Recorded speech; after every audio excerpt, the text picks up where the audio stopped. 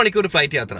സത്യട്ടോ, 48 മണിക്കൂർ തന്നെ 2 ദിവസമാണ് ഞാൻ ഇന്ന് പോകുന്ന യാത്ര കംപ്ലീറ്റ് ആവാൻ എടുക്കുന്നത്. അയ്യോ, അതൊരു വല്ലാത്തൊരു അവസ്ഥയായിരിക്കും. അതുകൊണ്ട് തന്നെയാണ് വ്ലോഗ് എടുക്കുന്നത് കേട്ടോ. ഞാനിപ്പോൾ നമ്മുടെ സ്വന്തം മുത്ത് ദുബായ് ആണ്. നമ്മുടെ കൂടെയുള്ള നമ്മുടെ സ്വന്തം ഫർസാനാണ്. ഫർസാനായി പറ. ഈ സമയം ഇപ്പം UAE 12 മണിയായി, നാട്ടിലെ 1:30 മണിയായി. ഇപ്പം ഞങ്ങൾ രണ്ടുപേരും കൂടി പോണത് ടെർമിനൽ 1 ദുബായിലെ. ഫർസാൻ ആക്ച്വലി എന്നെ ഡ്രോപ്പ് ചെയ്യാൻ വേണ്ടി വന്നു കേട്ടോ. നമ്മളിന്ന് പോണത് കാനഡയിലേക്കാണ്.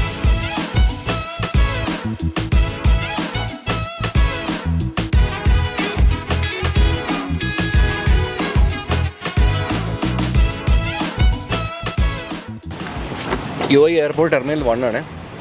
ലഗേജ് ഒന്നും ഇല്ല കേട്ടോ, വളരെ കുറവാണ്. 2 ലഗേജ് മാത്രമേ കാണിച്ചു തരാം. അപ്പോൾ തന്നെ ഓപ്പൺ ദ ഡോർ. ഇത് എൻ്റെ ചെറിയൊരു ബാഗാണ്. ഇതിൽ ലാപ്ടോപ്പും കാര്യങ്ങളൊക്കെ ഉള്ളത്. ലാപ്ടോപ്പും അതുപോലെ ടാബും കാര്യങ്ങളൊക്കെ ഇതിലുള്ളത്.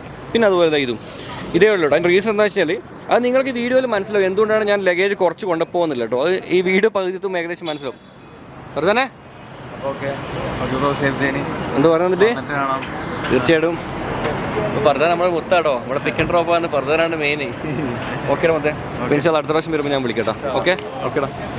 സോ നമുക്ക് ഏതായാലും ഉള്ളിലേക്ക് പോവാം. ഓക്കേടാ മൊത്തം. ഓക്കെ. നമ്മുടെ ക്യാമറ എന്ന് പറയുന്നത് ക്യാനനാണ്. ക്യാനൻ്റെ കഴിഞ്ഞ ദിവസം മേടിച്ച ക്യാമറയാണ്. ഒരുപാട് ആൾക്കാർ സ്റ്റെബിലൈസേഷൻ ഇഷ്യൂ ഒക്കെ പറഞ്ഞിരുന്നു.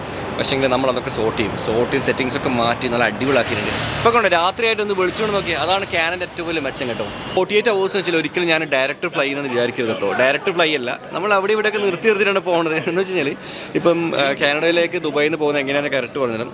ഇവിടെ നമ്മൾ ഫസ്റ്റ് പോകേണ്ടത് തുർക്കിയിലേക്കാണ്. തുർക്കിയിലേക്ക് ഒരു 4 hours ഫ്ലൈ ഉണ്ട്. തുർക്കിയിൽ ഒരു 5-6 മണിക്കൂർ വെയിറ്റിംഗ്. അത് കഴിഞ്ഞ് അവിടുന്ന് യൂറോപ്പിലെ വേറെ സിറ്റിയിലേക്ക് അവിടെ കുറച്ച് വെയിറ്റിംഗ്. എന്നിട്ടാണ് കാനഡയിൽ പോകുന്നത്. അതിൻ്റെ റീസൺ എന്താണ്, എന്തുകൊണ്ടാണ് ഇങ്ങനെ കണക്ഷൻ എടുത്ത് പോകുന്നത്, കണക്ഷൻ എങ്ങനെയൊക്കെ എടുക്കാം എന്ന് വെച്ചാൽ എല്ലാവർക്കും എടുക്കാൻ പറ്റുന്ന ഒരു സാധനമല്ല ഈ യൂറോപ്പിൽ നിന്ന് കണക്ഷൻ എടുത്ത് പോകുന്നത്. അതിന് വിസേൻ്റെ ഒരുപാട് റൂൾസും കാര്യങ്ങളൊക്കെ ഉണ്ട്. അപ്പോൾ എങ്ങനെയൊക്കെ കണക്ഷൻസ് എടുക്കാമെന്നൊക്കെ ഈ വീഡിയോയിൽ കറക്റ്റ് പറഞ്ഞിട്ടോ. അത് ഞാൻ ചെക്കിങ് ചെയ്യട്ടെ. ഇപ്പം നമ്മൾ ചെക്ക് ചെയ്യാൻ പോകുന്നത് ഇസ്താംബുളിലേക്കാണ്. സംഭവം ബോർഡിങ് അവിടെ സ്റ്റാർട്ട് ചെയ്തിട്ടുണ്ടോ. ആൾക്കാർ ഇപ്പോഴും ക്യൂ ആണ്. പക്ഷെ എന്നാലും എനിക്ക് ബോർഡിങ് ചെയ്ത് കിട്ടി. ബ്രോ പേര് പറഞ്ഞോടാ. ഷബീർ. എവിടെ വീട് എവിടെയാ? ചാവക്കാട്. തൃശ്ശൂർ. എത്ര വർഷമായി UAE? 3 വർഷമായി. 3 വർഷമായി ഇവിടെ എയർപോർട്ടിൽ വർക്ക് ചെയ്യുന്നത് 3 വർഷമായിട്ട്. യെസ്. എവിടെ പോയാലും ഒരു മലയാളി ഉണ്ടാവുമെന്ന് പറഞ്ഞില്ല. ഇവിടെ നമുക്ക് മലയാളികളെ കിട്ടി. വേറൊന്നുമില്ല, അവിടെ ചെക്കിങ് ഓപ്പൺ ആവുന്നതിന് മുന്നേ തന്നെ സൂപ്പർവൈസർ മലയാളിയായിരുന്നു. പുള്ളി അങ്ങനെ എനിക്ക് വേഗം ബോർഡിംഗ് പാസ് ഒക്കെ എടുത്തു. പിന്നെ മെയിനായിട്ടെന്ന് വെച്ചാൽ ലോങ് ഫ്ലൈറ്റിൽ നമുക്ക് ഹെൽപ്പ് ഇടുന്നത് വളരെ നല്ലതാണ്. കാരണം വേറൊന്നുമില്ല, ഉറങ്ങണമെങ്കിൽ നമുക്ക് നല്ല സീറ്റ് വേണം. ചിലപ്പോൾ നമുക്ക് മിഡിൽ സീറ്റൊക്കെ കിട്ടി തണ്ടിപ്പോവും. കാരണം ഇതൊക്കെ ബഡ്ജറ്റ് എയർലൈൻസ്. അതിൽ നമുക്ക് ലഗേജ് കാര്യങ്ങളൊക്കെ ഞാൻ പറഞ്ഞില്ല, എല്ലാം നമ്മൾ എക്സ്ട്രാ ആഡ് ചെയ്യണം. ഞാൻ ഒന്നും ആഡ് ചെയ്തിട്ടില്ല. ഇതാണ് എൻ്റെ ലഗേജ്. എക്സാക്ട്ലി റൂൾസിൽ പറഞ്ഞ പോലെ തന്നെ ഒരു വലിയൊരു പെട്ടിയും ഒരു ചെറിയൊരു ബാഗും. പിന്നെ ഇത് എന്തെങ്കിലും ഒച്ചപ്പാടായി കഴിഞ്ഞ് എടുത്ത് ഇതിനുള്ളിൽ ഇട്ടാൽ മതി. ആ പരിപാടി തീരും. അപ്പോൾ അങ്ങനെ ഇസ്താംബുളിലേക്കുള്ള ബോർഡിങ് കഴിഞ്ഞു. ഇനിയിപ്പോൾ എമിഗ്രേഷനിലേക്കാണ് പോകേണ്ടത്. 12 മണിയായിട്ടുള്ളൂ. ഇനി നമുക്കൊരു 2.5 മണിക്കൂർ കഴിഞ്ഞിട്ട് കേട്ടോ ബോർഡ് ചെയ്യാൻ വേണ്ടി. അത് കഴിഞ്ഞ് 1 മണിക്കൂർ കഴിഞ്ഞുകൊണ്ട് ഫ്ലൈ ചെയ്യാൻ വേണ്ടിയിട്ട്. പിന്നെ ദുബായ് എയർപോർട്ട് ആയതുകൊണ്ട് പ്രത്യേകിച്ചിട്ട് മടുപ്പോ കാര്യങ്ങളൊന്നുമില്ല. എങ്ങോട്ട് തിരിഞ്ഞാലും സൂപ്പർ കാഴ്ചകൾ മാത്രം.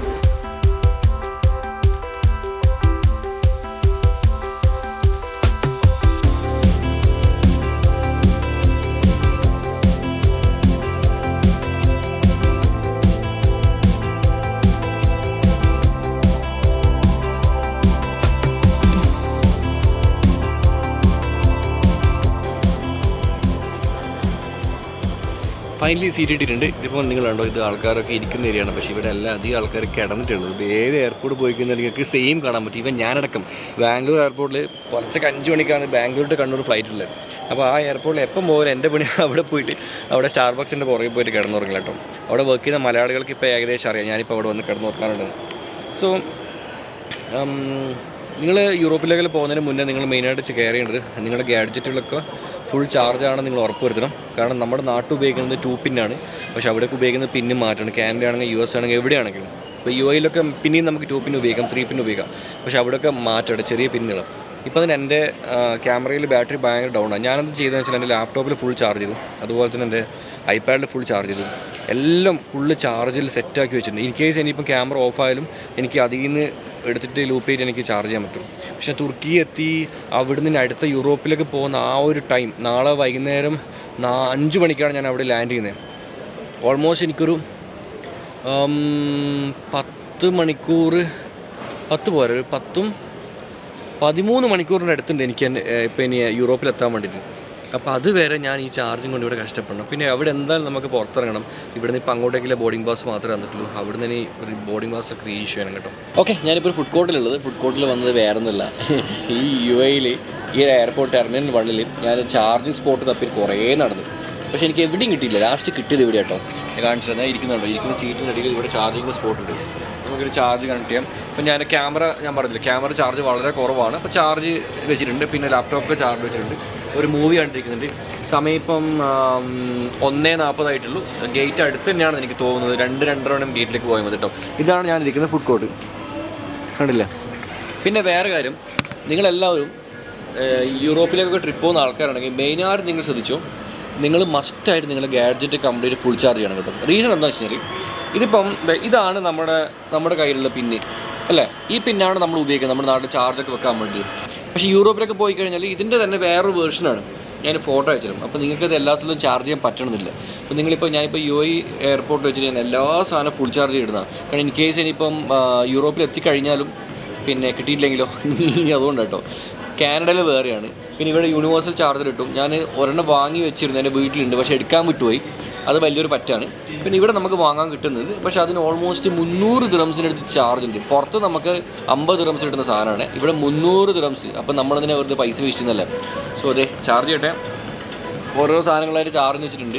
ഓക്കെ, സമയം 2:30 ആയി. ഇപ്പോൾ അവിടെ നിന്ന് ഇറങ്ങി ഞാനിപ്പോൾ ഗേറ്റിലേക്ക് നടന്നു കൊടുക്കില്ല കേട്ടോ. ലഗേജും കാര്യങ്ങളൊക്കെ എടുത്തിട്ടുണ്ട്.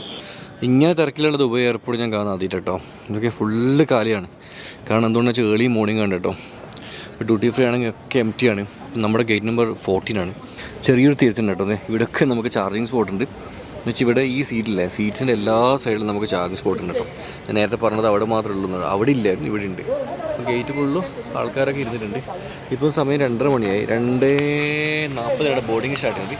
നമ്മുടെ ഫ്ലൈറ്റ് എക്സാക്ട്ലി 3:10 പിന്നെ ഇപ്പം നമ്മൾ കയറാൻ പോകുന്നത് ഏജിയനെറ്റ് അങ്ങനെ എന്ന് പറഞ്ഞ ഫ്ലൈറ്റാണ്. ഇത് ആക്ച്വലി തുർക്കിഷ് എയർലൈൻസിൻ്റെ തന്നെ ഏറ്റവും പുതിയ ബഡ്ജറ്റ് എയർലൈനാണ്. തുർക്കിഷ് എയർലൈൻസ് അറിയാം, അടിപൊളി എയർലൈൻ കമ്പനിയാണ്. പക്ഷേങ്കിൽ ഇത് സാധാരണക്കാർക്ക് യാത്ര ചെയ്യാൻ പറ്റുന്ന ഒരു ഫ്ലൈറ്റാണ് നമ്മളിപ്പോൾ കയറാൻ പോകുന്നത്. ജെറ്റ് എന്നാണ് അതിൻ്റെ പേര് കേട്ടോ. എന്നുള്ള പേര് എന്തോ ഒരു തുർക്കിഷ് ഭാഷയിലാണ് വരുന്നത്, ജെറ്റ്, അതാണ് അതിൻ്റെ അർത്ഥം. പിന്നെ കമ്പാരിറ്റീവ്ലി നമുക്ക് വളരെ ചീപ്പാണ് റേറ്റ്. എനിക്ക് ഇവിടുന്ന് കാനഡ വരെ എത്താൻ വേണ്ടിയിട്ട് എനിക്ക് മൊത്തത്തിലാവുന്നത് നാട്ടിലത്തെ ഒരു 44,000 രൂപ മാത്രമേ ആകുന്നുള്ളൂ. നിങ്ങൾ മനസ്സിലാക്കേണ്ടത്, ഷാർജയിൽ നിന്ന് അല്ലെങ്കിൽ ദുബൈയിൽ നിന്ന് നമുക്ക് കണ്ണൂരേക്ക് പോകാൻ വേണ്ടിയിട്ട് 3.5 മണിക്കൂർ കണ്ണൂർ പോകാൻ വേണ്ടിയിട്ട് നമുക്ക് 30,000-35,000 ചാർജ് ഉണ്ട് അല്ലേ. ഇപ്പോൾ ഈ ഒരു സീസൺ ടൈമൊക്കെയാണ് 28-30 ചാർജ് ചെയ്യുന്നുണ്ട്. ഇത് നമുക്ക് എവിടെ എത്താം? കാനഡ വരെ എത്താം. കാനഡ എത്താനൊക്കെ 44,000 ചാർജ് ആയിട്ടുള്ളൂ. യൂറോപ്പ് ഒരു ഏജൻറ്റിലാണ് പോകുന്നത്. അവിടെ നിന്ന് അങ്ങോട്ടേക്ക് നമ്മൾ വേറെ എയർലൈൻ കമ്പനി കേട്ടോ.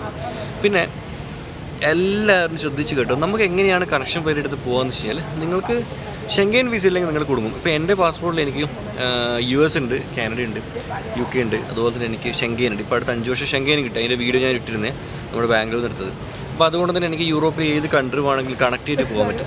മനസ്സിലായില്ലേ? നേരെ മറിച്ച് ഈ ഷെങ്കൻ വിസ ഇല്ലാതെ കണക്ഷൻ നോക്കുന്നതൊരു പണിയാണ്. ഡയറക്റ്റ്ലി കാനഡയാണ് പലരും പോവുക, നാട്ടിൽ നിന്ന് സ്റ്റുഡൻസൊക്കെ. കാരണം അവർക്ക് വേറെ ഓപ്ഷൻ ഇല്ല. അപ്പോൾ അങ്ങനെ 1.5-1.25 ലക്ഷം രൂപയൊക്കെ ടിക്കറ്റ് കൊടുത്തിട്ടാണ് അവരെടുക്കുന്നത്. നമ്മൾ കറക്റ്റ് കണക്ഷൻ ആയതുകൊണ്ട് തന്നെ നമുക്ക് മാക്സിമം കുറച്ചിട്ടെടുക്കാൻ പറ്റും കേട്ടോ. അവിടെ വിസ ഉള്ളതുകൊണ്ടാണ്. പിന്നെ ഈ 16 മണിക്കൂറൊക്കെ ഫ്ലൈറ്റ് ഇരിക്കാന്ന് പറയുമ്പം, പണ്ട് US പോയ ഒരു വീഡിയോ ഞാൻ കാണിച്ചു തന്നിരുന്നു, ഭയങ്കരമായിട്ട് മടുത്തു. ഇതിപ്പം ഇവിടെ നിന്ന് പോയി തുർക്കി, അവിടെ കുറച്ച് ഇറങ്ങി, അവിടെ നിന്ന് യൂറോപ്പിൽ പോയി, അവിടെ ഇറങ്ങി, കുറച്ച് ഇറങ്ങി, അങ്ങനെ കാനഡ അല്ലേ, അടിപൊളിയല്ലേ സംഭവം. ഞാൻ ഇത്ര സമയം എയർലൈൻ കമ്പനീനെ പറ്റി തള്ളി മറിച്ചതല്ലേ. 3:10 എടുക്കേണ്ട ഫ്ലൈറ്റാണ്, 3:45 ഇനിയും എടുത്തിട്ടില്ല. പിന്നെ അതിനിടയിൽ വേറെ കാര്യം സംഭവിച്ചു. ഞാൻ എന്താണ് ഫ്ലൈറ്റ് എടുക്കാത്തതെന്ന് ചോദിക്കാൻ വേണ്ടി പോയത്. നോക്കുമ്പോൾ അവർ എന്നെയും തപ്പിയിട്ട് നിൽക്കുന്നത്. അവർ കുറേ സമയം എൻ്റെ പേര് വിളിച്ച് അനൗൺസ് ചെയ്ത്. വേറെ ഒന്നുമില്ല, എൻ്റെ അടുത്തുള്ള ഇന്ത്യൻ പാസ്പോർട്ടാണ്. ഞാൻ പോകുന്ന യൂറോപ്പിലേക്കാണ്. അപ്പോൾ എൻ്റെ വിസ ചെക്ക് ചെയ്യാൻ വേണ്ടിയിട്ടാണ്. എനിക്ക് 5 ഇയേഴ്സ് വിസ ഉണ്ട്. അപ്പോൾ ഈ വിസ വാലിഡ് എപ്പോഴാണെന്ന് അവർ നോക്കിയില്ല, എക്സ്പയറി ഡേറ്റ് അവർ നോക്കിയിരുന്നു. അപ്പോൾ അങ്ങനെ ഒരു സംശയം കാരണമാണ് അവർ എന്നോട് പാസ്പോർട്ട് എടുത്ത് തരാൻ. വളരെ അടിപൊളി സ്വഭാവമാണ്. വന്നു പാസ്പോർട്ടൊക്കെ നോക്കി സംസാരിച്ച്. ഞാൻ അവരോട് പറഞ്ഞു തന്നിട്ട് ഏതാണ് ഫ്ലൈറ്റ് ഏതാണ്, അവർ പറഞ്ഞത് ഇത് പുതിയതാണ്, ഇപ്പോൾ അടുത്ത് റീസെൻ്റ്ലി ലോഞ്ച് ചെയ്താണെന്നൊക്കെ പറഞ്ഞു. അപ്പോൾ ഒരുപാട് സംസാരിച്ച് ഓക്കെയാണ്. 3:40 കേട്ടോ. ഞാൻ ഫൈനലി ബോർഡിങ് സ്റ്റാർട്ടായി. ഓഹോ, എന്ത് രസമായിരുന്നു ഇതിനെ കാണാൻ, ആൾക്കാരൊക്കെ കൂടിയിരിക്കുന്ന കാണാൻ വേണ്ടിയിട്ട്. ഇത് ഭയങ്കര രസമാണ്. എല്ലാ സ്ഥലത്തും മലയാളികൾ തന്നെ. തായലും മാനേജർ മലയാളി, ഇവിടെയും മാനേജർ മലയാളി. ഞാൻ ഇപ്പം വ്ളോഗ് ചെയ്ത് കണ്ടില്ല, അപ്പോൾ ഷക്കീർ എന്നൊരു വിളി. നോക്കുമ്പോൾ ഒരു മലയാളിയാണ്. പുള്ളി വന്നു, പേരും ചോദിച്ചില്ല കേട്ടോ, ടൈം കിട്ടിയില്ല. അപ്പോൾ അവർക്ക് എൻ്റെ പാസ്പോർട്ട് ചെക്ക് ചെയ്യണമായിരുന്നു. കാരണം താഴെ അവർ നോട്ട്സിൽ എൻ്റെ പാസ്പോർട്ടിൻ്റെ വിസ എന്താ പറയുക, വിസ എൻട്രി ഡേറ്റ് നോക്കിയില്ല എന്ന് പറഞ്ഞിട്ട് പുള്ളി വന്ന് നോക്കി. എനിക്ക് ക്യൂ നിൽക്കാണ്ട് വേഗം പുള്ളിയിലേക്ക് കടത്തി വിട്ട് ഭയങ്കര ഹാപ്പി. ഹേയ് മലയാളി, എവിടെയും മലയാളി. എനിക്ക് ഏകദേശം കാര്യങ്ങൾ മനസ്സിലാവില്ല. ഈ ലോകത്തിന് ഏത് മൂലക്കും ഒരു മലയാളി ഉണ്ടാവും, ഒരു മല്ലൂർ ട്രാവലർ ഉണ്ടാവും. അതുകൊണ്ട് തന്നെ എന്താ പറയുക, എല്ലാവിധ സപ്പോർട്ടും കിട്ടും കേട്ടോ. ആ സംഭവം എന്താ പറയുക, പുതിയൊരു ക്ലാസ് കീഴിലുണ്ട് കേട്ടോ. കാരണം ശരിക്കും നല്ല വൃത്തിയിലെ ഫ്ലൈറ്റാണ്. നമുക്ക് നിങ്ങൾ ഇവിടെ ടി വിയും കാര്യങ്ങളും ഒരു തേങ്ങയൊന്നുമില്ല. പിന്നെ എന്താ പറയുക, ഇതൊക്കെ കാണുമ്പം പുതിയ ഫ്ലൈറ്റ് എന്ന് പറയാം, ഇന്നലെ ഇറക്കിയ ഫ്ലൈറ്റ് എന്ന് പറയാൻ പറ്റും. ഏതോ കമ്പനീൻ്റെ സെക്കൻഡ് ഹാൻഡ് വാങ്ങി ഓടുന്ന ഫ്ലൈറ്റ് കേട്ടോ. സർവീസൊക്കെ പുതിയതാണ്. മൊത്തത്തിൽ നല്ലൊരു ഇതുണ്ട്. പിന്നെ എനിക്കിട്ടൊരു പണിയെന്ന് വെച്ചാൽ സാധാരണ ഞാൻ ലാസ്റ്റ് കയറിയിട്ട് കാലിയുള്ള സീറ്റ് കയറി കിടന്നുറങ്ങിയാലേ ഇപ്പോൾ കാണാൻ 4 hours ഫ്ലൈ ഉണ്ട്. പക്ഷേ ഇവിടെ ഞാൻ പറഞ്ഞു, മലയാളി മുത്തുമണി വന്നുകൊണ്ട് പുള്ളി വേഗം ഇട്ട് കയറ്റിയാണ്. അതുകൊണ്ട് തന്നെ ഞാൻ എൻ്റെ സീറ്റിൽ ഫുള്ളാണ്, ടൈറ്റാണ് ആൾക്കാർ. എല്ലാവരും കയറി ബോർഡിങ് കംപ്ലീറ്റ് ആക്കി കഴിഞ്ഞാൽ എയർ ഹോസ്റ്റസിൻ്റെ കൈയും കാലം വെച്ചിട്ട് ബൈക്കിൽ എവിടെയെങ്കിലും പോയിക്കണം. ഞാൻ പറയാൻ പോകുന്നത് നിങ്ങൾക്ക് സത്യം പറഞ്ഞാൽ വിശ്വസിക്കാൻ പറ്റില്ല. കാരണം ഞാൻ പറഞ്ഞില്ലേ, ഞാൻ ലാസ്റ്റ് കയറിയിട്ട് കാല് സീറ്റ് കിടന്നുറങ്ങുന്നതെന്നുള്ളത്. ഇന്നങ്ങനെ നമ്മൾ ബ്രോ ഫസ്റ്റ് കിടത്തിയോണ്ട് നമുക്ക് എന്ത് ബാക്ക് സീറ്റ് ഇട്ടെന്ന് പറഞ്ഞിട്ടില്ലേ, ബോർഡിങ് കംപ്ലീറ്റ് ആ ബ്രോ ഡയറക്റ്റ് ഫ്ലൈറ്റിൽ വന്ന് എന്നോട് പറഞ്ഞു ഷക്കി പോവാന്ന് പറഞ്ഞു. എന്നിട്ട് പിടിച്ചിട്ട് നേരെ ഫ്രണ്ട് റോല് ഇത് മൊത്തം കാലിയാക്കി എന്നെ പിടിച്ചിട്ട് തന്നെ. എന്തല്ലേ നമ്മൾ മലയാളികളെ സംഭവം പൊളിയാ കേട്ടോ. പല സമയത്ത് എനിക്കുണ്ട് അനുഭവമാണിത്. ഞാനൊരു മലയാളി ആയതുകൊണ്ടും മല്ലു ആയതുകൊണ്ട് മാത്രമാണ് എനിക്ക് ഈ ഒരു പ്രിവിലേജ് കിട്ടുന്നത്. നിങ്ങൾ താഴേന്ന് കണ്ടോ, താഴേന്ന് അവർ ആ ഒരു പ്രിവിലേജ് നമുക്ക് തന്നിട്ടുണ്ട്. ഇവിടെ വന്നു ഏറ്റവും ബാക്കിലിരുന്ന് എന്നെ പിടിച്ചിട്ട് അവൻ പിടിച്ചു കൊണ്ടുവന്ന് ഇവിടെ ഇരുത്തി. എൻ്റെ ക്യാബിനും കൂടെ എൻ്റെ പ്രൊഫൈലും കാണിച്ചിട്ടു. ഒരു പെരിന്തൽമണ്ണക്കാരനാട്ടോ. മൊത്തേ താങ്ക് യു. പേര് ചോദിച്ചിട്ടില്ല, താങ്ക്സ്.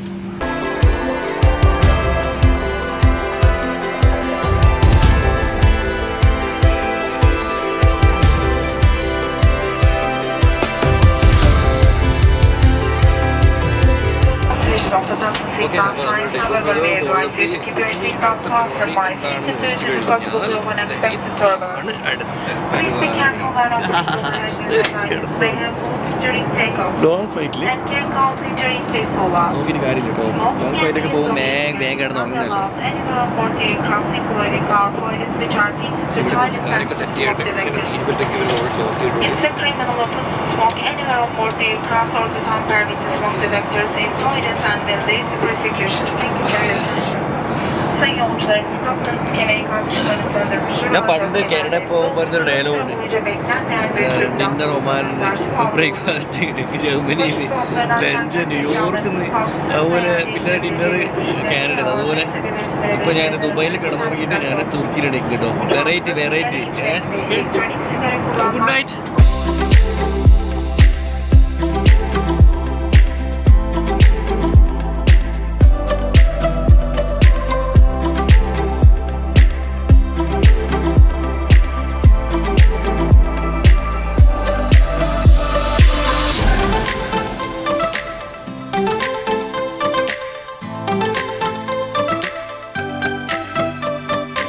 സമയം 8:10 എക്സാക്ട്ലി സെയിം ടൈമിൽ തന്നെ അവർ ലാൻഡ് ചെയ്തിട്ടുണ്ട്. ഇപ്പം ഞാനങ്ങനെ തുർക്കി ഇസ്താംബുൾ എയർപോർട്ടിലുള്ളത്. പിന്നെ ഇവിടെ ആദ്യമായിട്ടല്ല, ഇതിന് മുന്നേ വന്നിട്ടുണ്ടായിരുന്നു. അറിയാലോ, നമ്മൾ കഴിഞ്ഞ പ്രാവശ്യം ബൈക്ക് എടുത്തിട്ട് തുർക്കി മൊത്തം എക്സ്പ്ലോർ ചെയ്തിരുന്നു. അതിൻ്റെ വീഡിയോസൊക്കെ എൻ്റെ പ്ലേലിസ്റ്റിലുണ്ട്. രണ്ടാമത് വന്നപ്പോൾ നമ്മൾ പറക്കുന്നതിലേക്ക് എടുത്തിട്ടായിരുന്നു നമ്മൾ യൂറോപ്പിൽ പോകുന്ന വഴിക്ക്. അതും തുർക്കീൻ്റെ പ്ലേലിസ്റ്റിലുണ്ട് കേട്ടോ. നല്ല ക്ലൈമറ്റാണ്. പിന്നെ ഇപ്പം വന്ന് ആൻഡലൂ ജെറ്റ് എന്നാണ് ജെറ്റിൻ്റെ പേര് കേട്ടോ. ഞാൻ ശരിക്കും അത് പഠിച്ചു. അടിപൊളി സർവീസാണ്. ഫുഡ് കാര്യങ്ങളൊന്നുമില്ല, പക്ഷേ നല്ല വൃത്തിയുള്ള നീറ്റുള്ള സീറ്റും കാര്യങ്ങളൊക്കെയാണ്.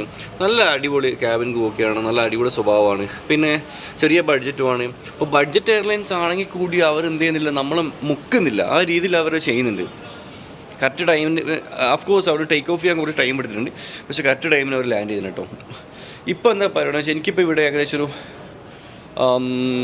6 മണിക്കൂർ ലേ ഓവർ ഉണ്ട്. 6 മണിക്കൂർ ലേ ഓവറിന് കേട്ടോ. അടിപൊളി. എയർപോർട്ടിൽ രാവിലെ തന്നെയാണ്, എന്നാലും നല്ല തിരക്കും കാര്യങ്ങളൊക്കെ ഉണ്ട് കേട്ടോ. ഇതാണ് ഏജറ്റിൻ്റെ ബോർഡ്. ഏജറ്റ്, ആൻഡലോ ജെറ്റ്. ഇപ്പം നമ്മൾ ഏജറ്റിൻ്റെ കൗണ്ടറിലുള്ളത്. എൻ്റെ കണക്ഷൻ ആയതുകൊണ്ട് തന്നെ ഇപ്പോൾ ബോർഡിംഗ് പാസ് ഇവിടെ നിന്ന് റീഇഷ്യൂ ആണ്. നമുക്ക് ദുബായിൽ വന്നിട്ടുള്ളത് ദുബായ് ടു ഇസ്താംബുളായിരുന്നു. ഇവിടെ നിന്ന് അങ്ങോട്ട്. ഇത് പ്രശ്നം എന്ന് അറിയാം, നമ്മുടെ നാട്ടുകാരുടെ പാസ്പോർട്ട് ആയതുകൊണ്ട് തന്നെ ഇവർക്കൊക്കെ ഭയങ്കര സംശയമായിരിക്കും. ഇവരെല്ലാ സ്ഥലത്തും ഒരു വിസ കാണിക്കാൻ പറയും. നമ്മൾ കൊടുത്ത വിസ വരെ ഇവരിങ്ങനെ ചെക്ക് ചെയ്ത് നോക്കും. കാരണം ഇപ്പം നാട്ടിൽ നിന്ന് ഒരുപാട് പേര് ഈ കള്ള വിസയും മറിച്ചൊക്കെ അടിച്ചിട്ട് ലോകത്തിലെ പല രാജ്യങ്ങളും പോയിട്ട് പറയിപ്പിക്കുന്നതുകൊണ്ട് തന്നെ ഏറ്റവും കൂടുതൽ പ്രശ്നങ്ങൾ വരും നമ്മളിപ്പോൾ ആൾക്കാർ. ഓൻ ചോദിക്കുന്നു, ഓൻ സംസാരിക്കുന്നു എന്നെ പറ്റി. തുർക്കി ഭാഷ ആരെങ്കിലും ഉണ്ടെങ്കിൽ ഒന്ന് ട്രാൻസ്ലേറ്റ് ചെയ്യും. സാലി ട്രാൻസ്ലേറ്റ് ചെയ്യുവാൻ ഇതാണ് ഇവരുടെ കൗണ്ടർ, എൻ്റെ പുറകെ ഇവിടെ നിന്നാണ് ഇപ്പോൾ ഞാൻ എൻ്റെ കാര്യങ്ങൾ സാധിച്ചത്. പിന്നെ വേറെ എന്ന് വെച്ചാൽ ഇംഗ്ലീഷൊന്നും അറിയില്ല, അതുകൊണ്ട് നല്ല രസമാണ്. നമ്മളൊന്നും ഉണ്ടാക്കും, സാധനം കൊടുത്താൽ മാത്രം മതി, അവർ ചെക്ക് ചെയ്തിട്ട് അവരെന്ത് ചെയ്യും നമ്മുടെ ഉള്ളിലേക്ക് കിട്ടുള്ളൂ. നമുക്ക് ബോർഡിംഗ് പാസ് അടിച്ചിട്ടിട്ടുണ്ട്.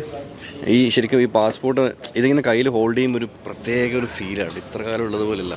തുർക്കി വീസ എങ്ങനെ കിട്ടുമെന്ന് ഒരുപാട് പേര് ചോദിക്കുന്നുണ്ട്. തുർക്കി വീസ ആക്ച്വലി നിങ്ങൾക്ക് ഷെങ്കനും US ഒക്കെ ഉണ്ടെങ്കിൽ കോണാറ് വിലട്ടോ, നിങ്ങൾക്ക് ഇവിടെ പ്രത്യേകിച്ച് വിസ എടുക്കേണ്ട ആവശ്യമൊന്നുമില്ല.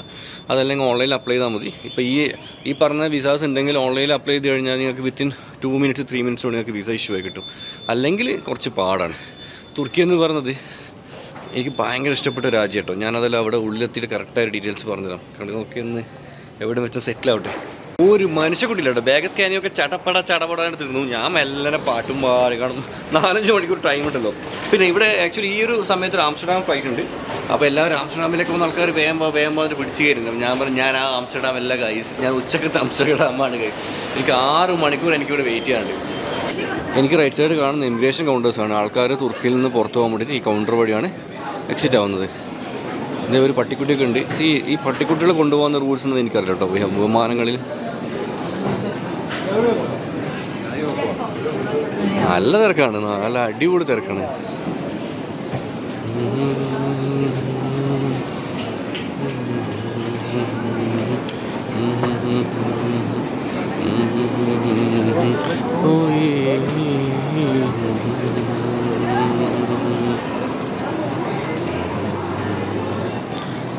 ഇതിലേക്ക് പോയാൽ തിരക്കുണ്ടാവില്ല.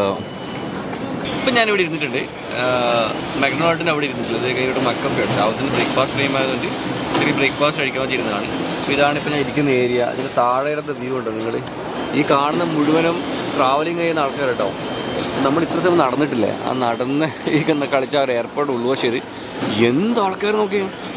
എൻ്റെ മോനെ മറ്റേ എന്താ പറയുക, നാട്ടിൽ ഓഫറിട്ട ഒരു മാളിൽ ആൾക്കാർ കയറുന്നവരുണ്ടോ. കഴിഞ്ഞ ദിവസം പാകിസ്ഥാനിലും കണ്ട് ഏതൊരു മാൾ ആൾക്കാർ തകർത്തെന്ന് പറഞ്ഞില്ലേ, അതായിട്ട് എനിക്ക് ഓർമ്മ വന്നത്. അത്രയും ആൾക്കാരാണ് എയർപോർട്ടിൽ. ഇത് വലിയൊരു എയർപോർട്ടാണ്. അപ്പോൾ ഇനിയുള്ള പ്ലാൻ എന്ന് വെച്ചാൽ ഈ പറഞ്ഞാൽ എനിക്കൊന്ന് എഡിറ്റ് ചെയ്യണം. കഴിഞ്ഞ ഒരു വർഷം ട്രാവൽ ലോഗ് സ്റ്റോപ്പ് ചെയ്തുകൊണ്ട് യാത്ര ചെയ്യാൻ മെയിനായിട്ട് ഞാൻ ചെയ്തിട്ട് ഐപാഡ് ഉണ്ട്, അതിൽ മൂവി കാണോ എനിക്ക് ഇതൊക്കെയാണ് ചെയ്യാറുള്ളത്. ട്രസ്റ്റ് മീ, ഇന്ന് ഞാൻ ദുബായിൽ തൊട്ട് ഇവിടെ എത്തുന്ന ഐപാഡ് തൊട്ടിട്ടല്ല, ഓൾവേസ് ബ്ലോഗിങ് തന്നെ. കാരണം പണ്ടത്തെ ആ ഒരു ലെവലിലേക്ക് തിരിച്ച് വരണമെന്നൊരാഗ്രഹമുണ്ട്. ഞാൻ പറഞ്ഞ മനസ്സിലായല്ലോ. ഈ ഒരു വർഷം ഞാൻ മടി പിടിച്ചിരുന്നു, പക്ഷെ എന്തായാലും കറക്റ്റ് ടൈമാണ്. കഴിഞ്ഞ വർഷം സെപ്റ്റംബർ 14 നമ്മൾ എനിക്ക് തോന്നുന്നത് കാനഡയിൽ ലാൻഡ് ചെയ്തത്. ഇപ്രാവശ്യം സെപ്റ്റംബർ 14 തന്നെയാണ് കാനഡ ലാൻഡ് ചെയ്യാൻ പോകുന്നത്. കഴിഞ്ഞ കൊല്ലം നമ്മൾ ബർത്ത്ഡേ സെലിബ്രേറ്റ് ചെയ്യുന്ന അതേ സ്ഥലത്ത് ഇക്കൊല്ലം നമ്മൾ ബർത്ത്ഡേ സെലിബ്രേറ്റ് ചെയ്യും. നിങ്ങളെല്ലാവരും സപ്പോർട്ട് ചെയ്യട്ടോ.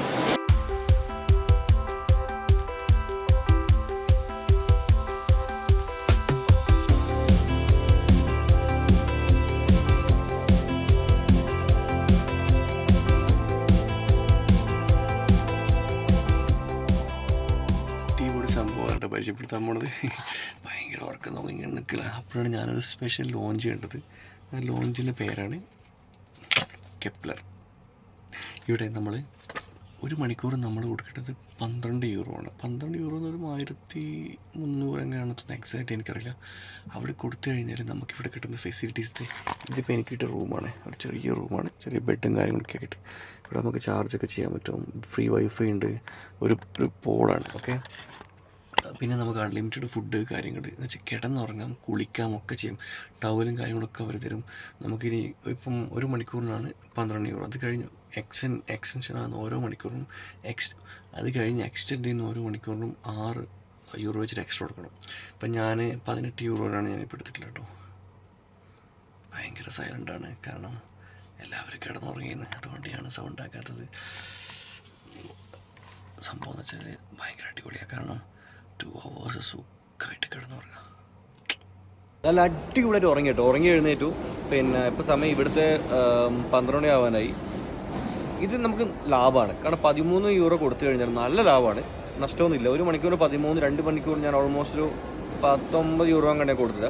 പക്ഷേ എനിക്ക് നല്ല സുഖമായിട്ട് കിടന്നുറങ്ങി, ചാർജെല്ലാം ചെയ്തു. അതുപോലെ ഇപ്പം നമുക്കിവിടെ കോഫിയും കാര്യങ്ങളൊക്കെ കിട്ടുന്നുണ്ട്. അപ്പോൾ ഇവിടെ നമുക്ക് നല്ല അടിപൊളി ലോഞ്ചാണ്. ഇവിടെ നിന്ന് നമുക്ക് കോഫിയും കാര്യങ്ങളൊക്കെ കഴിക്കാം. നല്ല അടിപൊളി ഷവറാണ്, നല്ല വൃത്തിയാണ്, നല്ല ചൂട് വെള്ളമുണ്ട്. അതിൽ ഞാൻ നല്ല അടിപൊളിയായിട്ട് കുളിച്ചു. ടോയ്ലറ്റ് ആണെങ്കിൽ നമ്മളവിടെ പബ്ലിക് ടോയ്ലറ്റ് പോകുന്നതിനേക്കാൾ ബെറ്ററാണ്. ഇവിടുത്തെ ടോയ്ലറ്റ് ഒരു എന്താ പറയുക ടോയ്ലറ്റ് എന്നൊക്കെ പറഞ്ഞ ഒരുപാട് ബട്ടൺസൊക്കെ ഇല്ല. നമ്മളിപ്പം ഒരു ബട്ടണിലൊക്കെ ഇങ്ങനെ ഒരു സോഫയില്ലേ, ആ റിക്ലൈനബിൾ സോഫ എന്നൊക്കെ പറഞ്ഞില്ലേ, അതുപോലത്തെ ഒരു ടോയ്ലറ്റാണ്. അപ്പോൾ അതിലിരുന്നു. പിന്നെ മെയിനായിട്ട് അറിയാമല്ലോ, ഇവിടെ വെള്ളം ഉണ്ടാവില്ല, ഇവിടെയൊക്കെ ടിഷ്യൂ ആണ്, ഇവിടെ മറ്റേ വെള്ളം ഉണ്ടാവില്ല. അപ്പം അത് കഴിഞ്ഞു. ഇപ്പോൾ ഹാപ്പി. ഇനി ഒരു 10 മിനിറ്റും കൂടി എനിക്ക് ടൈമുണ്ട്. അതിനുള്ളിൽ ഇത് ഫിനിഷ് ചെയ്തിട്ട് എനിക്ക് നേരെ ഗേറ്റിലേക്ക് പോകണം. ഗേറ്റിൽ പോയി അവിടെ ഇരിക്കണം. മൂഷിക സ്ത്രീ, പിന്നെയും മൂഷിക സ്ത്രീ എന്ന് പറഞ്ഞാൽ ഇത്ര സമയം ഞാൻ ഇതിനകത്ത് രാജാവായിരുന്നു. ടൈം കഴിഞ്ഞു. ഇനി തിരിച്ച് ഗേറ്റിൽ പോയിട്ട് അവിടെ ഞാൻ പിന്നെയും പാപ്പർ ബോയ്. അപ്പോൾ പാപ്പർ ബോയുടെ വിശേഷങ്ങൾ വേണ്ടേ? ഓൾഡേ തുടക്കത്തിൽ ഞാൻ പറഞ്ഞൊരു കാര്യമുണ്ട്. തുർക്കി എന്നുള്ളത് ആക്ച്വലി ഭയങ്കര ഡെവലപ്മെൻറ്റ് കൺട്രിയാണ്. അപ്പോൾ ഇവർ എയർപോർട്ടിലൊക്കെ വന്നു കഴിഞ്ഞാൽ ഈ ഒരു മിഡിൽ ഈസ്റ്റിലാണെങ്കിലും ഇപ്പം ഞാൻ പോയതിൽ വെച്ചാൽ ഈ എയർപോർട്ടിൽ കംപ്ലീറ്റ് കാര്യങ്ങൾ ഡിഫറെൻ്റ് കേട്ടോ. എന്നുവെച്ചാൽ ഇപ്പം ഇത് 505 എൻ്റെ ഗേറ്റ്. എന്നുവെച്ചാൽ ഏകദേശം 508ഓളം ഗേറ്റ് ഇവിടെ ഉണ്ട്. അത്രയും നമ്പേഴ്സ് ഓഫ് ഗേറ്റ് ഉണ്ട്. ഇതിപ്പോൾ കഴിഞ്ഞ തവണ ഞാൻ ആരുടെ കൂടെയാണ് കഴിഞ്ഞ ദിവസം വന്നത്, ആരുടെ കൂടെ കഴിഞ്ഞ തവണ വന്നിരുന്നു ഇവിടെ. അപ്പോൾ ഇവിടെ നിന്നൊക്കെ ഞാൻ ഫുഡൊക്കെ കഴിച്ചിരുന്നു, ഈ ഒരു ഏരിയ നിന്നൊക്കെ ആയിട്ട് ഉണ്ടല്ല. ഓക്കെ, ഇവിടെ എല്ലാം മാറ്റങ്ങൾ പറഞ്ഞുതരാം. നമുക്കിവിടെ വൈഫൈ കിട്ടണമെങ്കിൽ എന്താ ചെയ്യണമെന്ന് വെച്ചാൽ, സാധാരണ എയർപോർട്ടിൽ നമുക്ക് മൊബൈൽ നമ്പർ വെച്ച് നമുക്ക് വൈഫൈ കണക്ട് ചെയ്യില്ല. പക്ഷേ ഇവിടെ നമുക്ക് മൊബൈൽ നമ്പർ ഇല്ലെങ്കിൽ നമുക്ക് പേടിക്കണ്ട. നമ്മുടെ പാസ്പോർട്ട് ഇല്ലേ, നമ്മളിപ്പോൾ എമിഗ്രേഷനിലും പോയി കഴിഞ്ഞാൽ അവർ നമ്മുടെ പാസ്പോർട്ട് സ്കാൻ ചെയ്യും. അതുപോലെ നമുക്കിവിടെ പാസ്പോർട്ട് സ്കാൻ ചെയ്യാൻ പറ്റും വൈഫൈൻ്റെ മെഷീനിൽ. പാസ്പോർട്ട് സ്കാൻ ചെയ്ത് കഴിഞ്ഞാൽ നമുക്ക് അതിലൊരു ഒരു നമ്പർ കിട്ടും. ആ നമ്പർ മേടിച്ചിട്ട് നമ്മുടെ പാസ്പോർട്ടിൻ്റെ ലാസ്റ്റ് 4 ഡിജിറ്റ് നമ്പർ മേടിച്ചിട്ട് വൈഫൈ കറക്റ്റ് ആവും. അപ്പോൾ അങ്ങനെയാണ് വൈഫൈ കണക്ട് ചെയ്തിട്ടുള്ളത്. അപ്പോൾ മനസ്സിലാക്കേണ്ടത് നമ്മുടെ പേഴ്സണൽ ഡീറ്റെയിൽസ് കംപ്ലീറ്റ് ഇവരിങ്ങനെ ഊറ്റി എടുക്കുന്നുണ്ട് അവിടുന്ന് ഇവിടുന്നൊക്കെ ആയിട്ട്. അതൊന്ന്. പിന്നെ ഈ പറഞ്ഞ പോലെ ആ ഒരു റൂം സ്റ്റേ ചെയ്യുന്ന ഓപ്ഷൻസ്, അങ്ങനെ ഒരുപാട് ഓപ്ഷൻസ് ഇവിടെ ഉണ്ട്. നല്ല തിരക്ക് വെച്ചിട്ട് നല്ല ഹെവി തിരക്കാണ്. ഹെവി തിരക്കായിട്ട് കൂടി ഈ ഒരു രാജ്യത്തിന് അവർ ഹാൻഡിൽ ചെയ്യാൻ പറ്റുന്നത്. ഇപ്പം ഞാൻ പോകുന്ന ഏരിയ ഉണ്ടോ, നല്ല തിരക്കാണ്. ഇപ്പം നടക്കണ്ട, നമുക്കിത് ഇവിടെ നിന്ന് കൊടുത്താൽ മതി. മൊത്തത്തിൽ ആദ്യം ഞാൻ വിചാരിച്ചത് പുറത്തിറങ്ങാമെന്ന് വിചാരിച്ചിരുന്നു. തുർക്കിയിൽ പുറത്തിറങ്ങിയിട്ട് ഫുഡൊക്കെ അടിക്കാന്ന് വെച്ചിരുന്നു. പക്ഷേ സാലിയായിരുന്നു നമ്മൾ ഇവിടുത്തെ പോയിന്റ് ഓഫ് കോൺടാക്ട്. സാലി പക്ഷേ ഇവിടെ ഇല്ല, അവൻ ഇവിടെ പുറത്ത് പോയിട്ടുള്ളത്. അപ്പോൾ ഇന്നലെ മെസ്സേജ് അയച്ചപ്പോഴാണ് അറിഞ്ഞത് സാലി പുറത്ത് വരുന്നത്. ഇനി ഇവിടെ നിന്ന് അങ്ങോട്ട് പോകുന്നതെന്ന് പറഞ്ഞില്ലല്ലോ.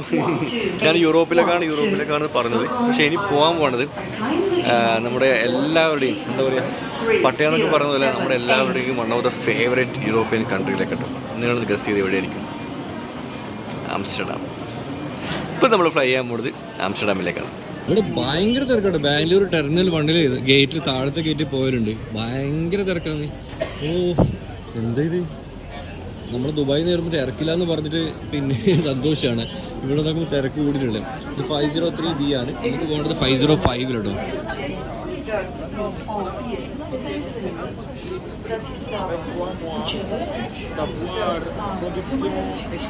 ഞാൻ മ്യൂസിക് ഒന്നും ഇടാണ്. എന്തുകൊണ്ടാ അറിയോ, നിങ്ങൾക്ക് ശരിക്കും ഞാൻ കേൾക്കുന്ന സൗണ്ടും കാണൊക്കെ കേട്ട് ഞങ്ങൾക്ക് മനസ്സിലാവും. ആ ഒരു ഫീലിംഗ് ഒക്കെ ഉണ്ട്. അതിന് വേണ്ടിയിട്ടാണ് 505 പോകേണ്ടത്.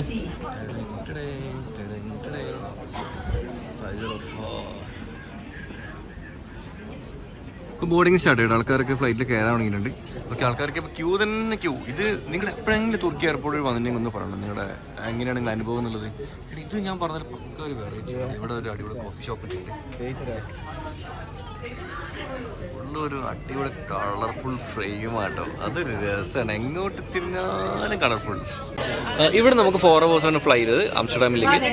ആംസ്റ്റർഡാമിൽ നമ്മൾ ആംസ്റ്റർഡാം ടൈം വൈകുന്നേരം 4:30 മണിക്കാണ് ലാൻഡ് ചെയ്യുന്നത് കേട്ടോ. അത് കഴിഞ്ഞിട്ട് അടുത്ത ദിവസം വൈകുന്നേരം 4 മണിക്കാണ് നമുക്ക് അവിടെ നിന്ന് കാനഡയിലേക്ക് ഫ്ലൈറ്റ്. മനസ്സിലാക്കേണ്ടത് ആംസ്റ്റർഡാമിൽ നമുക്ക് കിട്ടുന്നത് 23 hours ആണ്. ഇപ്പം നിങ്ങൾക്ക് മനസ്സിലായി എന്തിനാണ് ഞാൻ കണക്ഷൻ ഫ്ലൈറ്റ് എടുത്തതെന്നുള്ളത്. കാരണം ഇവിടുന്ന് നമുക്ക് വേണമെങ്കിൽ ഡയറക്റ്റ് നമുക്ക് കാനഡയിലേക്ക് നമുക്ക് ദുബായിൽ നിന്ന് ഡയറക്റ്റ് കിട്ടും. പക്ഷേങ്കിൽ നമ്മൾ ഇവിടുന്ന് ഫ്ലൈറ്റ് കയറി അവിടെ ഒരു 10-16 മണിക്കൂർ ഇരുന്ന് അവിടെ നമുക്ക് പണിയാവും. ഇതാകുമ്പോൾ തുർക്കി വന്ന് ഇവിടെ ഇറങ്ങി ഇതെല്ലാം കണ്ട് കുടിച്ച് ഫ്രഷായി അങ്ങനെ അതിൻ്റെ ഒന്ന് ആംസ്റ്റർഡാമിൽ പോയി 4 മണിക്ക് അവിടെ നിന്ന് ഇറങ്ങി അവിടെയൊക്കെ ഒന്ന് കണ്ട് എൻ്റെ അടുത്ത ദിവസം രാവിലെ അവിടെ നിന്ന് നേരെ കാനഡയിലേക്ക് പോയി. അപ്പം അതൊരു രസമാണ്. ഒരു വെടിക്ക് 3 പക്ഷി എന്നൊക്കെ പറഞ്ഞാൽ ഒരു ടിക്കറ്റിന് നമുക്ക് 3 രാജ്യങ്ങൾ കറങ്ങാം. ബഡ്ജറ്റ് കുറച്ചിട്ട് എങ്ങനെ ട്രാവൽ ചെയ്യാം, മനസ്സിലായില്ലേ? പക്ഷെ നിങ്ങൾക്ക് മസ്റ്റായിട്ട് നിങ്ങൾക്ക് ഈ പറഞ്ഞ കൺട്രീസിനൊക്കെ വിസ ഉണ്ടാവണം. വിസ ഇല്ലാതെ നിങ്ങൾ ഈ പണിക്ക് തന്നിട്ട് നടക്കൂല കേട്ടോ. പിന്നെ വേറെ കാര്യം, ജർമ്മനി വഴി നിങ്ങൾ കണക്ഷൻ എടുക്കുന്നെങ്കിൽ ലുഫ്താൻസിലൊക്കെ എടുക്കുന്നുണ്ടെങ്കിൽ മെയിനായിട്ട് മനസ്സിലാക്കുന്നത് യൂറോപ്യൻ വിസ ഇല്ലാതെ ഒരിക്കലും കണക്ഷൻ എടുക്കരുത്. കാരണം ജർമ്മൻ എയർപോർട്ടിന് ഇങ്ങനത്തെ കുഴപ്പമുണ്ട്. അവിടെ നമ്മൾ എത്തിക്കഴിഞ്ഞാൽ കണക്ഷൻ ആണെങ്കിൽ നമ്മൾ ഇമിഗ്രേഷൻ ഔട്ടായിട്ട് മാത്രം നമുക്ക് കണക്ട് ചെയ്തിട്ട് വേറെ ഫ്ലൈറ്റ് കയറാൻ പറ്റും. ഓൾറെഡി കഴിഞ്ഞ തവണ ഞാൻ കാനഡയിൽ പോകുമ്പോൾ ഇതേപോലെ ഞാൻ നിങ്ങൾക്ക് കാര്യങ്ങൾ പറഞ്ഞു തന്നിരുന്നു, കാണിച്ചു തന്നിരുന്നു. അപ്പോൾ ഇത്തവണയും സെയിം കാര്യങ്ങളുണ്ട് കാണിച്ചു തരുന്നത്. കുറച്ച് കാര്യങ്ങൾ നിങ്ങൾ ട്രാവൽ ചെയ്യുന്നതിന് മുമ്പ് മസ്റ്റായിട്ട് സ്റ്റഡി ചെയ്യണം. എല്ലാ കാര്യങ്ങളും സ്റ്റഡി ചെയ്യണം. നിങ്ങൾ അലസത കാണിക്കാൻ പാടില്ല. കാരണം ഭയങ്കര നഷ്ടം വരും അതിൻ്റെ പുറത്ത്. പിന്നെ ഈ റൂട്ടിൽ ഇപ്പം യൂറോപ്പാണെങ്കിൽ എവിടെയാണെങ്കിലും നിങ്ങൾ ട്രാവൽ ചെയ്തിട്ടുണ്ടെങ്കിൽ ഒരു 50 യൂറോ എങ്കിലും കയ്യിൽ എപ്പോഴും കരുതണം. ഞാനൊരു 50 യൂറോ കയ്യിൽ വെച്ചുകൊണ്ടാണ് എനിക്ക് അവിടെ സ്റ്റേ ചെയ്യാൻ പറ്റിയത്. നിങ്ങൾക്ക് നാട്ടിൽ ഏതെങ്കിലും ഒരു ഗൾഫ് സാർ എവിടെയും പോയി നിങ്ങൾക്ക് 50 യൂറോ കിട്ടാതിരിക്കില്ല. 50 യൂറോ വാങ്ങിയിട്ട് കയ്യിൽ വെക്കും, ജസ്റ്റ് അവിടെ വെച്ചോ. കാരണം ഇൻ കേസ് നമുക്ക് എയർപോർട്ടിലെത്തി നമുക്ക് പെട്ടെന്ന് ഫുഡ് വേണം, അത് വേണം, ഇത് വേണം, എന്തെങ്കിലുമൊക്കെ വേണമെന്നുണ്ടെങ്കിൽ നിങ്ങൾക്ക് ഒന്നും കിട്ടില്ല. അപ്പോൾ അതുകൊണ്ടാണ് പറഞ്ഞു കേട്ടോ. അപ്പം അത് കയ്യിൽ വെക്കണം. ഇങ്ങനെ കുറച്ച് ടിപ്സ് ഉണ്ട്. നിങ്ങൾ കണ്ടിന്യൂ സീരീസ് കണ്ടുകൊണ്ട് ഒരുപാട് കൺട്രീസിൽ, സൗത്ത് അമേരിക്കയിൽ ഒരുപാട് കൺട്രീസിൽ പോകുന്നുണ്ട്. കംപ്ലീറ്റ് ഞാൻ പറഞ്ഞു കേട്ടോ എങ്ങനെയാണെന്നുള്ളത്. നമ്മളെ കേരള ബസ്സിൽ പോയിട്ടുണ്ട്. അടുത്ത ബസ്സിലൂടെ വെയിറ്റ് ചെയ്തിട്ട് ബോർഡിംഗ് പാസ് കഴിയുമ്പോൾ കിട്ടിയിട്ടുണ്ട്. വേറെ കാര്യം എൻ്റെ ലഗേജ് അവർ തിരിച്ചു കൊണ്ടുപോയി. കാരണം എന്താ വെച്ച് കഴിഞ്ഞാൽ ഫ്ലൈറ്റ് ഫുള്ളാന്ന് പറഞ്ഞിട്ട് പ്രശ്നം എന്താ അറിയാം, ഇപ്പോൾ നമ്മുടെ ഹാൻഡ് ലഗേജ് ഇവരെന്ത് ചെയ്തു എടുത്തിട്ട് കാർഗോയിൽ കൊണ്ടിടും. ഇപ്പം സാധാരണഗതിയിൽ നാട്ടിൽ നിന്നൊക്കെ ആണെങ്കിൽ അവർ പറയും കാർഗോയിലിടുന്നത് എന്നുവെച്ചാൽ ലഗേജിലിടുന്നതിൽ നിങ്ങൾ എയർപോർട്ട് മറ്റേതുണ്ടോ, പവർ ബാങ്ക് ഉണ്ടോ, ലാപ്ടോപ്പ് ഉണ്ടോ?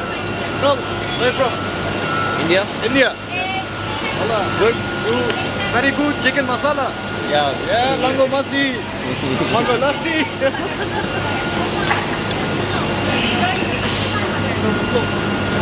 ഓക്കെ, അപ്പോൾ സിമ്പിളായിട്ട് പറയാം. നമ്മൾ ലഗേജ് അവർ കൊണ്ടുപോയി, ഹാൻഡ് ബാഗേജ് ആയിരുന്നു, അത് അവർ ലഗേജിൽ ഇടാൻ വേണ്ടി കൊണ്ടുപോയിട്ടുണ്ട്. ഇപ്പം നമ്മുടെ നാട്ടിൽ ഇങ്ങനെ സംഭവിക്കും. കാരണം ഫ്ലൈറ്റ് ഫുള്ളായി കഴിഞ്ഞാൽ നമ്മുടെ ഹാൻഡ് ബാഗേജ് അവരെടുത്തിട്ട് സൂട്ട് കേസൊക്കെയാണ് അവരെടുത്ത് ലഗേജിലിടും.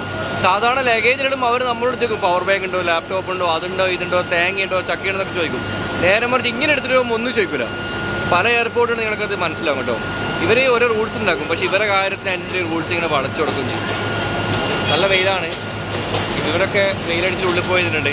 നമുക്ക് കുഴപ്പമില്ലാത്തതുകൊണ്ട് ഇവിടെ വെയിറ്റ് ചെയ്യുന്നുണ്ട്. തീയിൽ കുരുത് വലുത് പാടില്ല. ഇതാണ് കേട്ടോ എയർപോർട്ട്, ഇസ്താംബുൾ എയർപോർട്ട്.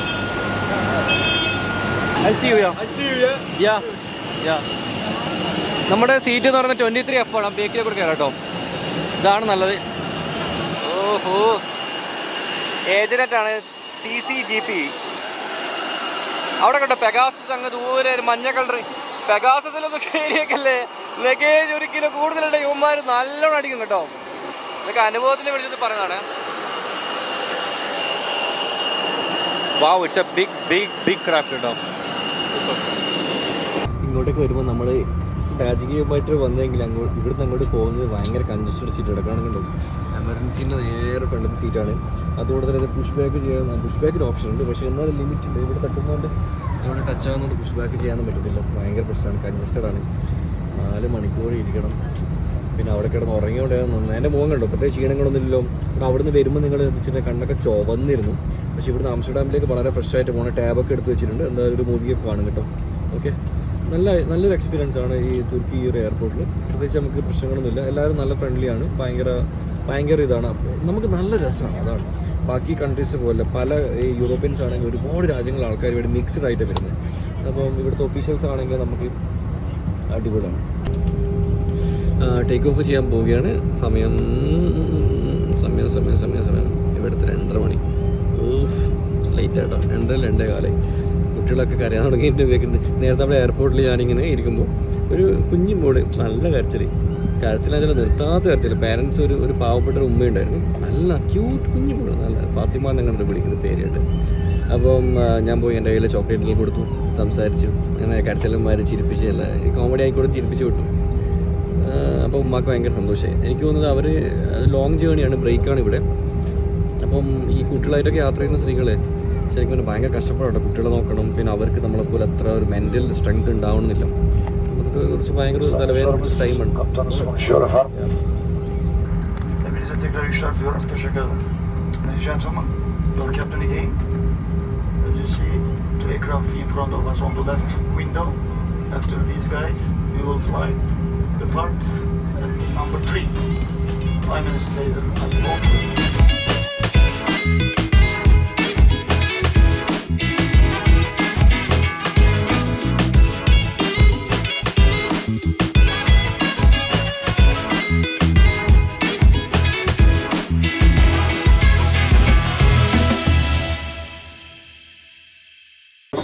ഫൈനലി നമ്മളങ്ങനെ ആംസ്റ്റർഡാമിൽ നെതർലാൻഡ്സ് ലാൻഡ് ചെയ്തിരിക്കുകയാണ്. ഇവിടെ ലാൻഡ് ചെയ്ത് കഴിഞ്ഞാൽ ഒരു പ്രത്യേകമായ ഒരു ഹാപ്പിനെസ് ആണ്. നമ്മളിപ്പം തായ്ലൻഡിൽ പോയിട്ട് പട്ടയിലൊക്കെ ലാൻഡ് ചെയ്യുന്ന പോലെയാണ്. പക്ഷേങ്കിൽ ഞാൻ ഏതായാലും ഇവിടുത്തെ സംഭവങ്ങളൊന്നും ഉപയോഗിക്കില്ല. ഞാൻ കഞ്ചാവ് അടിക്കാറില്ല, വെള്ളം അടിക്കാറില്ല, വലിക്കാറില്ല, ഒന്നുമില്ല. നല്ല അടിപൊളി വേദനാട്ടെ പുറത്ത്. സമയം എക്സാക്റ്റ് 4:45. ഇവിടെ നമുക്ക് 24 മണിക്കൂർ ലേ ഓവറുണ്ട്. 24 മണിക്കൂർ. ഈ ഫ്ലൈറ്റ് അടിപൊളിയാണ്. ഇതിൽ ഒരുപാട് പ്ലസ് പോയിന്റ്സ് ഉണ്ട്. ഇവർ നമുക്ക് ഫുഡും കാര്യങ്ങളൊന്നും തരുന്നില്ല. പക്ഷേ എന്നാലും ഇവരുടെ അടുത്ത് മെനു ഉണ്ട്. അതിൽ സാധാരണ രീതിയിൽ നമ്മളിപ്പോൾ ദുബൈയിലൊക്കെ ജീവിക്കുന്ന ആൾക്കാരൊക്കെ നമ്മൾ അവിടെ എന്തെങ്കിലും സാധനങ്ങൾ വാങ്ങുമ്പോൾ നമ്മൾ ക്യാഷ് കൊടുത്താൽ നോർമൽ റേറ്റും കാർഡ് കൊടുത്താൽ എക്സ്ട്രാ റേറ്റും ആണ് അല്ലേ. പക്ഷെ ഇവിടെ നേരെ തിരിച്ചിട്ടോ. ഇവരെ മെനു നോക്കി നീ കാർഡാണെങ്കിൽ 15 യൂറോ, ഓക്കെ, ക്യാഷ് ആണെങ്കിൽ 16 യൂറോ. എന്ന് വെച്ചാൽ ഇവർ മെയിനായിട്ട് കാർഡാണ് ഇവരെ പ്രൊമോട്ട് ചെയ്യുന്നത്. ശരിയാണ്. UAE നമ്മൾ എന്ത് വാങ്ങിയാലും നമ്മൾ ക്രെഡിറ്റ് കാർഡോ ഡെബിറ്റ് കാർഡോ ഉപയോഗിച്ചിട്ട് സ്വാപ്പ് ചെയ്ത് കഴിഞ്ഞാൽ അവർ ഉടനെ എക്സ്ട്രാ ചാർജ് എടുക്കും. പക്ഷേ വലിയ കോർപ്പറേറ്റ് ലെവലിൽ പോകുമ്പോൾ പ്രശ്നമില്ല. നേരെ മറിച്ച് ചെറിയ കടകളിലാണ് ഇവർ മെയിനായിട്ട് ഇങ്ങനെയുള്ള പരിപാടികൾ ചെയ്യുന്നത്.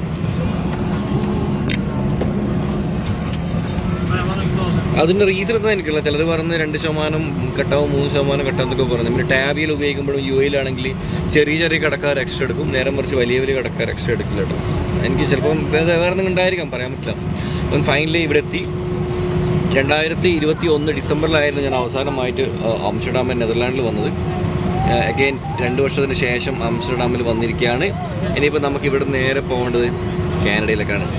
24 മണിക്കൂർ എനിക്കിവിടെ വെയിറ്റ് ചെയ്യണം. വേറെന്താ പറയാം, 48 മണിക്കൂർ യാത്രയിൽ 50% നമ്മൾ പിന്നിട്ട് ദുബായിൽ നിന്ന് നമ്മൾ തുർക്കിയിൽ നിന്ന് അങ്ങനെ നമ്മളിപ്പോൾ ആംസ്റ്റർഡാം എത്തി. ഇവിടുന്ന് നാളെ ഈവനിങ് വൈകുന്നേരം 4 മണിക്കാണ് എൻ്റെ ഫ്ലൈറ്റ്. ടോട്ടൽ 48 മണിക്കൂറാണ് നമുക്ക് കാനഡയിലേക്ക് പോകാൻ കേട്ടോ. ഓക്കെ, എല്ലാവരും സപ്പോർട്ട് ചെയ്ത് കൂടെ നിൽക്ക്. നല്ല കണ്ടൻസ് നമുക്ക് കാനഡയിൽ നിന്ന് വരാനുണ്ട്. അതുപോലെ പറ്റുവാണെങ്കിൽ ആംസ്റ്റർഡാമിൽ കണ്ടൻസ് ഞാൻ എടുക്കാൻ വേണ്ടി ട്രൈ ചെയ്യുന്നതായിരിക്കും കേട്ടോ. വീഡിയോ എങ്ങനെയുണ്ട്, ഇഷ്ടപ്പെട്ടോ? കമൻറ്റ് ചെയ്യണേ. എപ്പം പറയുന്നില്ല, കാരണം നിങ്ങളുടെ അഭിപ്രായങ്ങൾ എന്തായാലും എനിക്ക് വേണം. കുറേ കാലത്തിന് ശേഷമാണ് വ്ളോഗ് ചെയ്യുന്നത്. അപ്പോൾ അതിൻ്റേതായ ഒരുപാട് പരിമിതികൾ അല്ലെങ്കിൽ ഒരുപാട് കാര്യങ്ങൾ ചേഞ്ചസ് ഉണ്ട്. കാരണം പണ്ട് വ്ളോഗ് ചെയ്ത് ആ ഒരു മയത്തിലങ്ങ് സംസാരം പോകും. പക്ഷേ ഇപ്പോൾ അങ്ങനെ ബ്രേക്ക് എടുത്തു കഴിഞ്ഞാൽ എന്ത് ജോലിയാണെങ്കിൽ ബ്രേക്ക് എടുത്തു കഴിഞ്ഞാൽ അതൊന്ന് റിക്കവർ ആകുന്നതിനെ കുറച്ച് ടൈം എടുക്കും കേട്ടോ. അഭിപ്രായങ്ങൾ കമൻറ്റ് ചെയ്യും, ലൈക്ക് ചെയ്യും, നിങ്ങളുടെ ഫ്രണ്ട്സിനൊക്കെ ഷെയർ ചെയ്യും. ഓക്കെ.